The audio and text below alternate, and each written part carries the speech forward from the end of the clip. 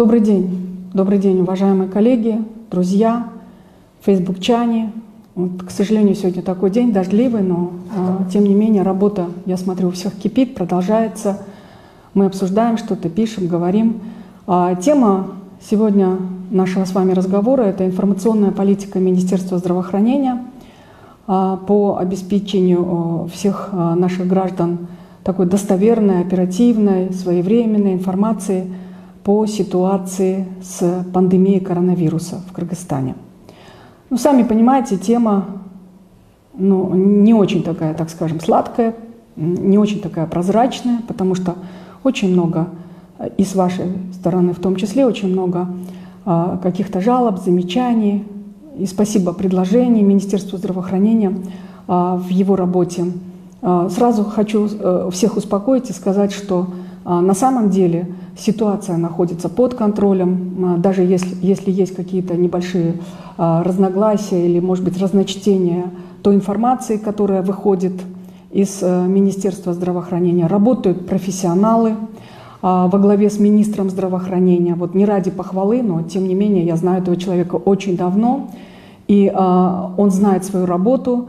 Работают у руля Министерства здравоохранения и у руля руководства всей работой по предотвращению, по распространению COVID в Кыргызстане.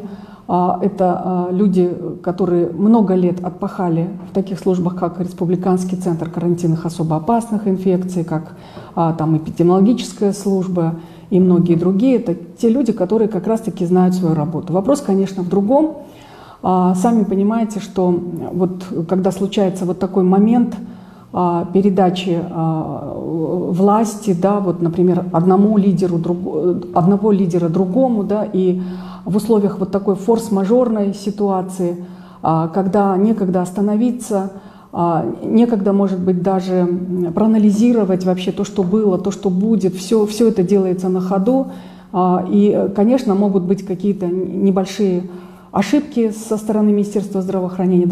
Это даже не ошибки, а может быть это то, что делается, может быть, иногда в попыхах, да, может быть, потому что тому же министру или другим лидерам нет возможности остановиться. Вы знаете, что Сабыржан Тактасунович вернулся только недавно с юга республики, он обеспечивал там как раз-таки порядок и все карантинные мероприятия. Это огромнейшая работа.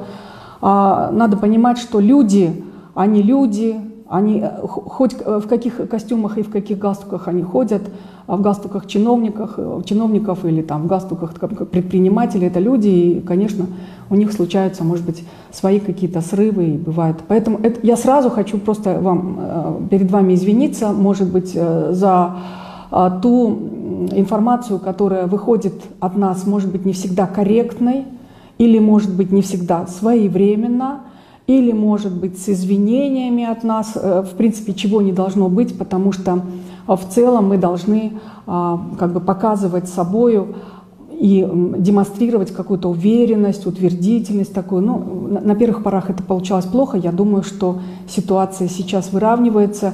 Как видите, у нас уже вот сегодня уже вышел на разговор с вами, на брифинге уже третий, да, по-моему, наш руководитель, да, это наш новый руководитель, главный государственный санитарный врач. Вот, это уже четвертый руководитель, да, я вот сейчас посчитала.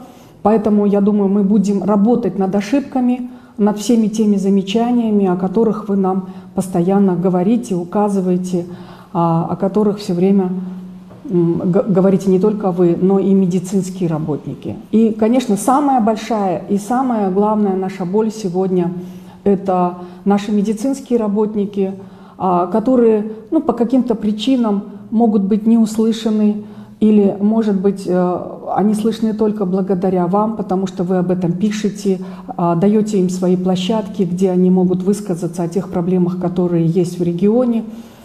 И почему мы говорим, что это наша боль? Потому что они сегодня на передовой, они лицом к лицу с этой опасностью, с рисками для жизни, и это очень, это боль не только ваша, о которой вы каждый день пишете и говорите. Поверьте, это и боль самого Министерства здравоохранения, потому что это коллеги, это те люди, которые являются или однокурсниками, там, я не знаю, это люди, которые вместе работали во многих компаниях, да, противоэпидемиологических в Кыргызстане. Поэтому каждый человек, как сказал вот министр Сабыржан Тактасунович, он сказал, что для нас человек это представляет собой самую важную ценность, какая только может быть. И неважно, кто перед нами. Пациент, который не может получить вовремя помощь, да, а сегодня таких ситуаций очень много, или это медицинский работник, который не защищен, и которого сегодня еще пытаются преследовать, и которого сегодня еще пытаются пугать и наказывать и так далее. Значит, как работает информационная наша служба? С некоторых пор в Министерстве здравоохранения произошли изменения, и вот примерно уже год, как работает информационный центр. В этом информационном центре работает 8 человек, возглавляет работу пресс-секретарь Министерства здравоохранения Жылдыз Айгерчинова, и у нее в подчинении находится еще 7 человек, 7 специалистов, но это не значит, что все эти специалисты сидят на отписывании каких-то пресс-релизов и какой-то информации, чтобы предоставить вам ее очень грамотно и вовремя. Туда входят и фотографы, и туда входит и оператор, туда входят и люди, которые отслеживают информацию, люди, которые организуют видеосъемку на местах событий, в частности, вот в больницах, туда, куда вы сегодня, к сожалению, не все можете добраться. Это люди, которые создают какие-то информационно-образовательные материалы для того, чтобы у людей была хоть какая-то информация о том, как вести себя по предупреждению коронавируса и как не заболеть. Работа огромная, и, конечно, она застала всех нас врасплох, потому что не каждый день случаются такие пандемии в стране. Сами понимаете, иногда мы живем на расслабоне, надо прямо сказать, да, а тем более на расслабоне живет наше здравоохранение, потому что что ему напрягаться, все равно на 7 бед один ответ, всегда нам говорят, что денег нет, средств не хватает. Их не хватает не только там на строительство каких-то новых больниц, но и на покрытие повседневных, каждодневных нужд. И вот еще полгода назад мы только бились за те бюджетные средства, которые были выделены здравоохранению, бились в парламенте, чтобы сохранить каждую копейку, чтобы она пошла по назначению.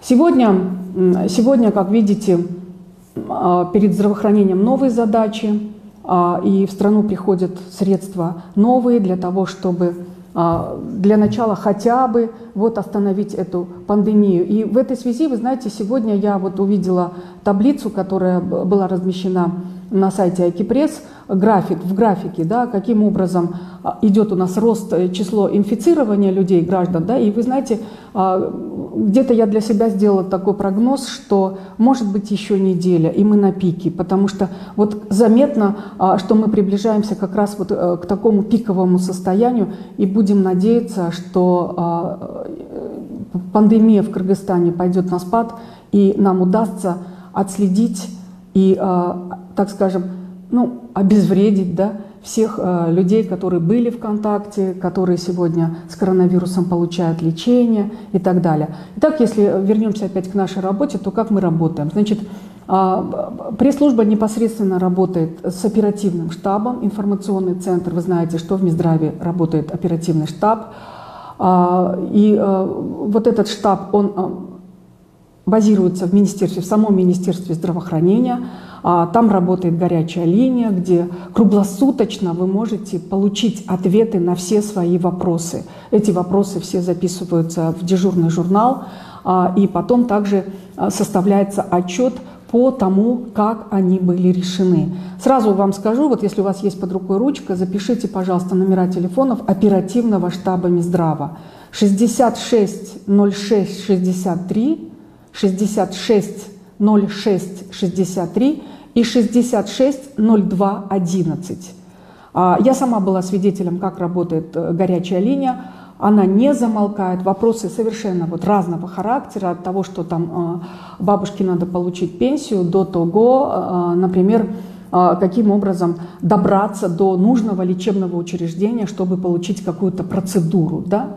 Вот. И вот работает оперативный штаб. В этом штабе, вот каким образом пристегнута там наша служба, она, во-первых, вся наша служба отслеживает все публикации в социальных сетях.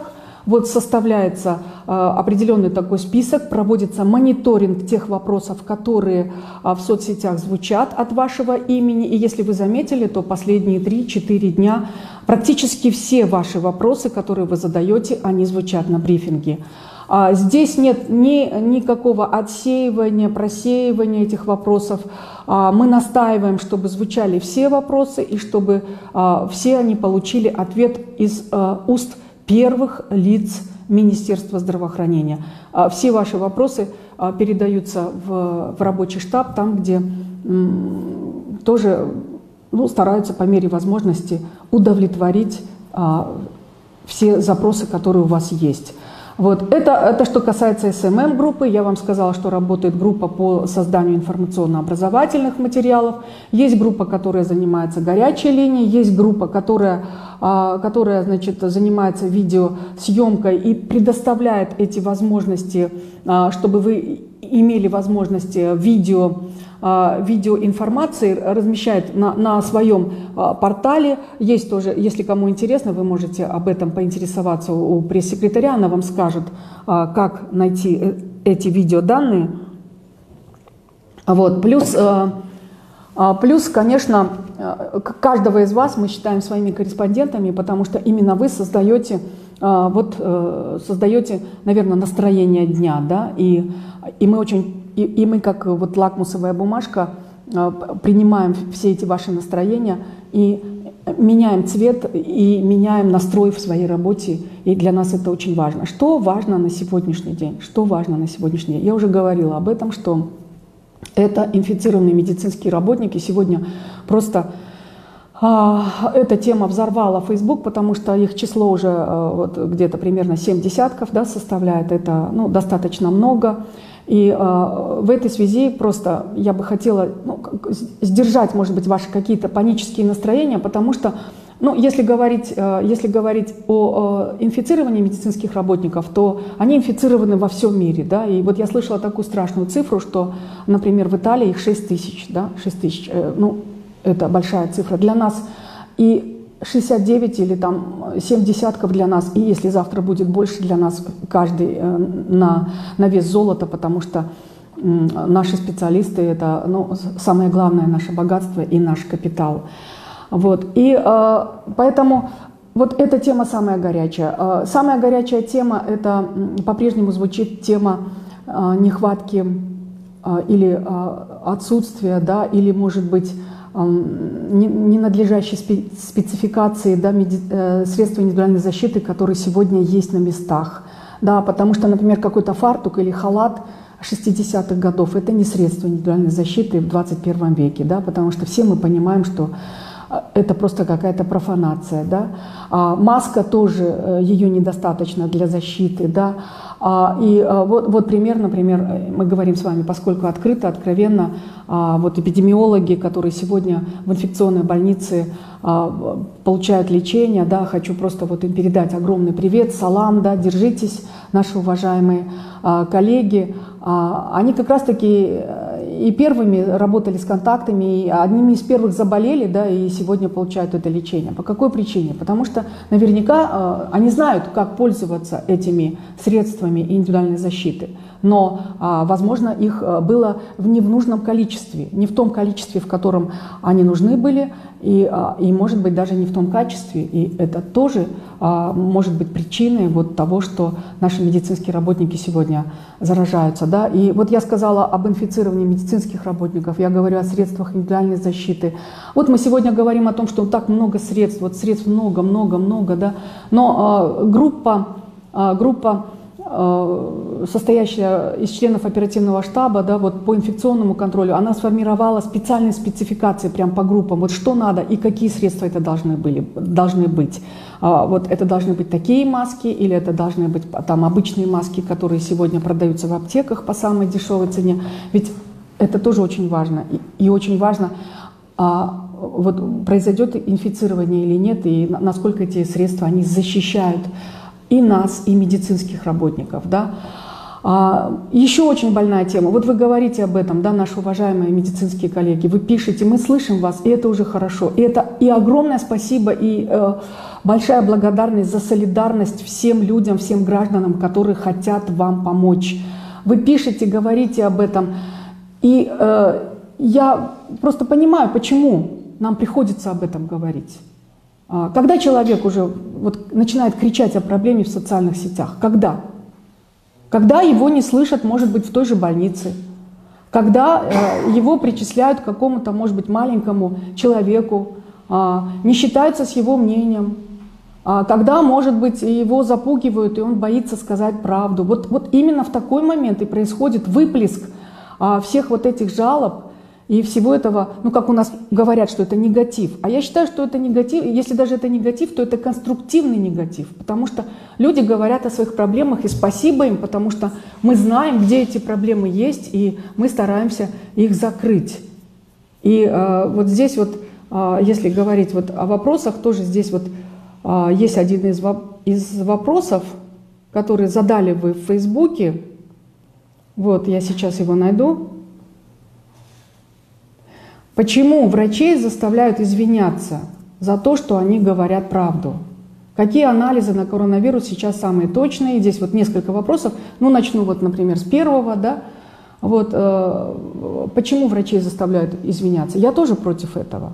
Почему? Потому что если человек 3 дня назад сказал а через 3 дня уже его просят сказать Б, С, Д, и он уже сам не свой, и уже видно по его поведению, что его заставили это сказать.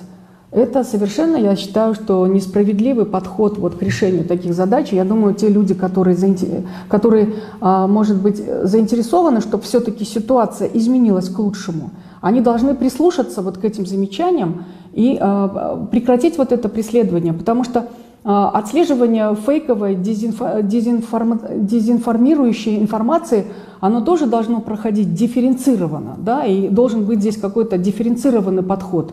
Одно дело это какой-то пьяный мужик, который сидит дома и водку пьет, говорит, да, а другое дело, когда говорят люди, которые находятся на своем посту, которые уполномочены, которые отвечают не только за свою жизнь, да, не только за жизнь пациента, но и за свою жизнь. Поэтому здесь должен быть дифференцированный подход.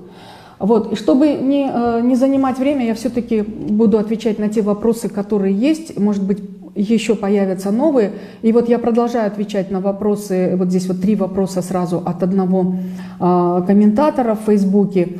Почему врачей заставляют извиняться за то, что они говорят правду?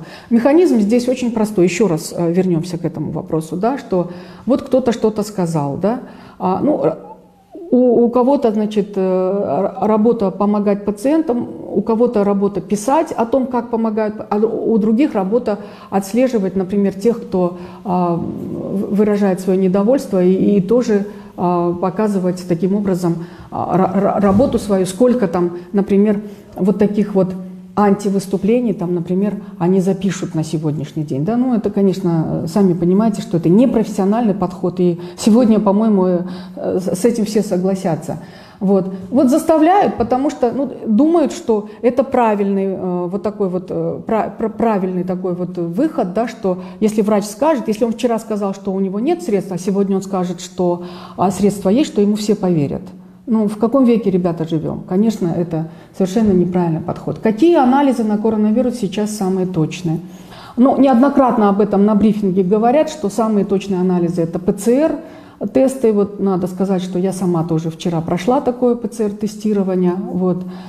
Конечно, всем подряд ПЦР-тестирование сегодня не делают, а только делают людям, которые там или предположительно были в каком-то 2-м, 3-м, там, в 1-м круге контактов и так далее. Вот вы знаете, да, что в Минздраве сегодня говорят о том, что из минздравовских сотрудников как бы есть один положительный результат, поэтому все минздравские сотрудники такое тестирование прошли, и на сегодняшний день, кроме вот одного случая, у них отрицательный результат. Вот. Это что касается ПЦР-тестирования. Конечно, Конечно, можно прибегнуть еще к экспресс-тестированию, но сегодня многие специалисты в один голос говорят, что это тестирование, которое дает правду, показывает правду только на 60-70%. Я думаю, такая правда никому не нужна, да, вот полуправда, что, я не знаю, болен я или не болен. И поэтому к экспресс-тестам плюс к их качеству у нас сегодня относятся очень осторожно. И даже если проводят такое тестирование, то только после того, как сами экспресс-тесты пройдут анализы в специальных лабораториях. Когда мы перейдем к массовому тестированию населения, ну вот мы вокруг тестирования все время говорим. Сегодня есть такая кампания у нас, я вижу, что она в социальных сетях ведется, чтобы подключить частные лаборатории к обследованию населения, потому что и в этом случае нельзя не согласиться с лидерами Всемирной организации здравоохранения, которые утверждают, что наряду с тем, что мы должны соблюдать режим домашнего карантина, там, самоизоляции и так далее, все-таки тестирование тоже помогает в определении вообще ситуации с инфицированием людей, есть или нет, и тоже способствует скорейшему окончанию всей вот этой работы по стоп COVID-19. Да? Вот, поэтому мы сейчас наблюдаем за этой ситуацией, подождем. Там не все лаборатории могут, например, проводить ПЦР-тесты, потому что они должны иметь специальную тоже обязательную специальную степень защиты и так далее. Это требования уже эпидемиологов, поэтому здесь мы подождем. Итак, я возвращаюсь опять к вопросам, которые вы задали. Пусть прекратятся издевательства над медиками. Вот такой вот, это даже не вопрос, это призыв вот с восклицательным знаком. Я думаю, что мы будем услышаны, и вот это вот уже, ну, я не знаю, это работа, по-моему, с самого первого дня ведется для того, чтобы перестать затыкать рот медицинским работникам. Да? По-моему, очень много возмущенных, и я думаю, что нас услышат люди, которые принимают решения и будут способствовать тому, что вот таких вот преследований будет меньше, и нашим медикам не придется извиняться еще и за то, что что-то не так сказал. Вы знаете, в этой связи я просто хочу сказать, что вот мы говорим о том, что пациенты уязвимы, да, что сегодня они не могут получить медицинскую помощь, многие не могут добраться до лечебного учреждения, особенно вот из регионов в наши научные центры. Но если посмотреть на ситуацию через самого медицинского работника, то он находится в большей уязвимости сегодня. Потому что медицинский работник, да, он, во-первых, он должен выполнять свои обязанности, да, во-вторых, как бы он постоянно сталкивается с угрозой быть зараженным самому, да? Он психологически подавлен, потому что он получает маленькую зарплату, потому что у него дома семья сидит впроголодь, да, и нет других источников дохода. Медицинский работник сегодня, он просто может физически быть уставшим человеком, да, потому что, ну сколько лет, вот 14 дней заходит, например, группа, бригада, да, медицинских работников в зону инфицирования, и 14 дней они там работают, они там живут, они там спят, и круглые сутки они рядом с пациентами, да, и плюс медицинский работник еще и преследуется, да, за то, что он где-то что-то не так сказал или, может быть, неправильно выразился. То есть видите, сколько у медицинского работника вот таких вот слабых мест, уязвимых, где его могут достать. Плюс еще должна сказать, что сегодня медицинских работников еще и ругают за то, что они, может быть, не очень добродушно относятся к пациентам. Потому что есть такие случаи, что вот ситуация напряженная, понятно, все пребывают в стрессе, и когда приезжает пациент, например, у пациента это последние дни жизни, а у медицинского работника, может быть, это бессонная ночь была, да, и вот когда происходит перепалка между тем и другим, становится очень обидно, потому что ну, есть какие-то вот такие все время причины, что позволяют вот случаться таким столкновениям, да, и вот это то, о чем я говорю, это то, что касается вообще слабых, уязвимых сторон медицинского работника. Я думаю, мы должны все это очень понимать ответственно. Да? Дальше. Вопрос, присланный в сообщении. Что с теми 8 тысячами замороженными анализами, когда их проверят? Ну, по-моему, еще вчера или сегодня уже сообщили на брифинге, что все вот эти 8 тысяч замороженных тестов, они уже получили свой результат, и они уже не заморожены. То есть этот вопрос уже решен. Далее, вопрос из Фейсбука. Понесет ли личную ответственность за те промахи, которые допустил бывший министр здравоохранения во время своей работы? Зараженные врачи – это и его заслуга. Но я не Генеральная прокуратура, знаете, я не могу решать такие вопросы и даже обсуждать, я думаю, не могу вместе с вами. Да, это, мы можем как-то просто порассуждать об этом, может быть, да, на кухне, но тем не менее это не в моей прерогативе, и я не уполномочена просто эти вопросы решать. Когда откроется новая кыргызско-турецкая больница? Да, это еще одна наша такая незаживающая болячка на теле здравоохранения, потому что мы имеем современнейшую, просто красивейшую, просто обеспеченную всем необходимым новую больницу, как она называется, Бишкекская больница кыргызско-турецкой дружбы, но, к сожалению, она не заработала, да, и по каким-то причинам, вы все знаете, что там и проволочки были и со стороны наших политиков, да, в решении каких-то вот этих вот договорных обязательств между двумя государствами, Турцией и Кыргызстаном. И вот сейчас, конечно, когда все требуют и говорят, откройте больницу, но если там эти вопросы не прошли там ратификацию или не прошли какие-то другие еще документальные какие-то утверждения, да, я думаю, что и в этом не вина этой больницы, и тех, кто ее строил, и тех, кто старался запустить ее вовремя, в срок. Я думаю, что это как раз-таки вот те огрехи, которые нам достаются из той жизни, где мы позволяем себе просто не принимать решения вовремя. И вот это как раз тот случай. Вот, я думаю, кыргызско-турецкая больница откроется. Я слышала такой разговор, что вот сейчас, слава богу, Республиканская клиническая инфекционная больница справляется с лечением людей, которые получают там лечение, да, от коронавируса. Но в случае необходимости как раз-таки вот именно в этой больнице будут развернуты вот эти койки. Вот. Сейчас работают над тем, чтобы они там были и чтобы они работали. В каких размерах планируют премировать врачей или вообще не собираются им выплачивать деньги, дополнительные поощрения, так сказать? Но уже было заявлено, да, что премирование, поощрение медицинских работников будет, да, это уже говорили о том, что это будет дополнительная заработная плата, там 46 тысяч, в размере 46 тысяч сомов, да. Потом говорили о том, что в случае инфицирования врач должен получить, ему должны выплатить по 200 тысяч, да, вот тем людям, которые были инфицированы на своем посту медицинском. Вот. И говорили даже о том, что там 1 миллион сомов, да, тем людям, которые, не дай бог, конечно, потеряют свои жизни, да, вот на этой ситуации. Но сейчас вся вот эта вот, так скажем, база к выплате вот этих вот обещанных денег готовится, да, работают бухгалтера, работают наши финансисты. Вы же сами знаете, какая ситуация, вообще какая-то машина финансовая, она всегда раскручивается очень медленно. Кроме того, создана комиссия, которая будет определять вот эти выплаты, контролировать их. Ну, будем надеяться, что это все случится. Вот Джипара Арыкова задала вопрос: дайте информацию по районам города Бишкек. В каких районах, жилмассивах зараженные выявлены?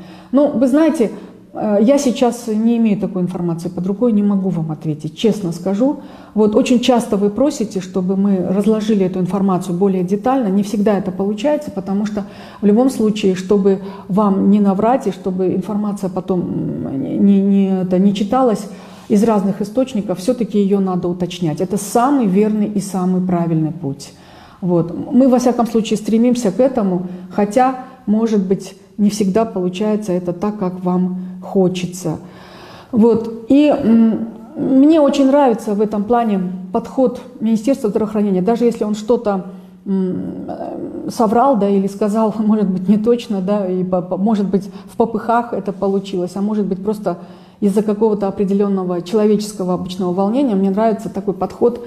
Минздрав взял на вооружение, он извиняется, он уточняет, он пересообщает вам. Вот. И речь идет не только там о каких-то сотрудниках, речь идет о первых лицах ведомства. И это хороший очень признак. Я думаю, что и призываю к тому, что мы должны просто вот, в какой-то степени какие-то вещи просто перетерпевать. А мое обращение к моим коллегам, журналистам, что если вы где-то в чем-то не уверены, что, например, нет 33 апреля, это же понятно, что 33 апреля нет, да? Конечно, для кого-то это может быть просто хорошей, доброй шуткой, а кто-то может просто произвести и так далее. Не пишите об этом, видите, что человек ошибся, да? Не пишите об этом, потому что у нас сегодня, честно сказать, вообще время для юмора, оно очень ограничено, потому что оно все тратится на то, чтобы мы где-то нашли, как-то кормили свои семьи, учили своих детей, да, на дистанционном обучении и так далее. И особенно журналисты, которые сегодня тоже работают в очень трудных условиях. Об этом тоже хотела еще особо поговорить, потому что очень много запросов от вас, дорогие коллеги, идет, чтобы позволили вам работать в очагах или, может быть, и в принципе это не удивительно, потому что форс-мажор для журналиста — это тоже работа, И он должен где-то эту информацию получать, знать. Мы продавливаем эти вопросы через решение коменданта, через юристов, адвокатов, пытаемся добиться правды, вот, чтобы наши права были не ущемлены. Вот, поэтому не думайте, что мы не слышим вас и не хотим как-то эти проблемы решить для вас. Мы что-то делаем, просто не всегда зависит это от нас. И что касается информации, почему еще иногда бывает такое разночтение? Потому что, конечно, что там греха таить, конечно, есть имидж страны, да, есть имидж там правительства, имидж президентского аппарата, да, и, конечно, всем хочется сохранить свое такое благовидное лицо, да, и никто не хочет выглядеть в этой ситуации бездельником, да, или неосведомленным. Все хотят в этой ситуации выглядеть очень прилично, да, и поэтому иногда, может быть, у людей просто не хватает знаний или, может быть, не хватает каких-то навыков, да, вот в этой работе, да, поэтому где-то пытаются эту информацию, может быть, откорректировать, может быть, где-то ее смягчить, считая, что это может как-то навредить имиджу страны, может быть, как-то побеспокоить покой наших граждан, да, вызвать у них панику и так далее. Но не надо забывать, что мы сегодня живем совершенно уже в другие времена, да, и советское прошлое осталось давно в прошлом с ее цензурой, с ее какими-то запретами там, и так далее. Поэтому сегодня, я думаю, всем нам надо учиться жить по-новому. Одна из причин, вот, например, я считаю так, почему происходит сегодня вот такая неразбериха вот с информацией, которую мы вам даем, да, спутанная информация, это потому что всем нам не хватает вот этих знаний, которым мы должны обучаться. Да? Вот мы говорим об институте пресс-служб в нашей стране, да? И мы стараемся обучать этот институт пресс-служб уже вот многие-многие годы, с самого первого дня независимости страны. А вот что касается, например, руководителей наших министерств, ведомств, каких-то там агентств и так далее, вот они у нас не обучаются ничему. Вот их, например, назначают там, они поработают там 2-3 года, там, потом они меняются, да, и никто их ничему не учит. И когда, например, пресс-секретарь или пиарщик приходит к своему руководителю и говорит: а вы знаете, вот лучше было бы, чтобы это было вот так вот. Иногда они говорят на разных языках, потому что их не понимают, их не слышат вообще, и поэтому, как это, глухой не слышит этого. Не знаю правильно, как сказать сейчас, ладно, вы меня поняли. Вот, поэтому глухой не слышит говорящего, да. Вот, и такие, конечно, ситуации тоже бывают. И нам есть над чем работать. Вот, и сегодня сами пресс-службы поняли, что нельзя игнорировать тренинги, да, по повышению знаний работников пресс-служб, потому что там обсуждается все похожие вот такие вот ситуации, все похожие. Вот, они прямо вот моделируются, и там на тренингах обсуждаются, как лучше вести, что лучше сказать, как не противостоять в борьбе там людям, там, например, или средствам массовой информации, чтобы не конфликтовать, не ругаться, добиваться каких-то своих целей. А у нас с вами какая цель? У нас с вами цель одна, правильно? Сейчас наш, так скажем, невидимый враг, да, это коронавирус, да, вот сегодня. И вот эта беда объединяет всех наших граждан, всех нас. У нас у всех одна общая проблема. Поэтому если мы не объединимся, если мы не найдем какой-то, не найдем какое-то вот модное слово сегодня, алгоритм вообще нашего взаимодействия, да, то и мы эту задачу решим, может быть, намного хуже и, может быть, намного позже, чем надо это сделать. Поэтому, я думаю, мы должны быть настроены очень позитивно, не агрессивно, помогая друг другу, понимая ситуацию, да, вот, понимая тот общественный интерес, который сегодня есть у наших граждан, потому что все мы хотим мира, стабильности, хотим полного информирования, хотим, чтобы нас уважали, чтобы нас не считали за какое-то там молчаливое быдло, да, и, конечно, а вот чтобы вот этого не было, поэтому мы должны всеми своими действиями, и имея определенную ответственность даже за то, что мы говорим в социальных сетях, просто вот демонстрировать собственным примером, что мы не быдло, и нам не закрыть рты, мы думающие, мы реагирующие, мы понимающие, мы способны вместе с правительством решать все вот эти задачи, которые ставит перед нами вот эта ситуация. И я думаю, что вот в таком настрое я бы, например, с удовольствием бы жила и работала, и мне хочется, чтобы так и было. Я думаю, что этого хочется всем. Этого хочется всем. Вот я не вижу каких-то новых здесь вопросов. Вот, или они есть, или не вижу. Если у вас еще есть какие-то вопросы, пожалуйста, задавайте. Новых вопросов не появилось. Вот. Хочу сказать, что да, еще раз просто повторить, что мы, может быть, по разной стороне баррикад, да, потому что, ну, там у политиков свои цели и задачи, да, у журналистов свои, у Минздрава как исполнительного органа свои. Вот, у человека, как это, Фома неверующий человек живет и ничего не знает, и ни во что не верит, да? У него свои могут быть какие-то претензии вообще к этому миру и так далее. Но вот наша задача какой-то вот этот консенсус все-таки найти для того, чтобы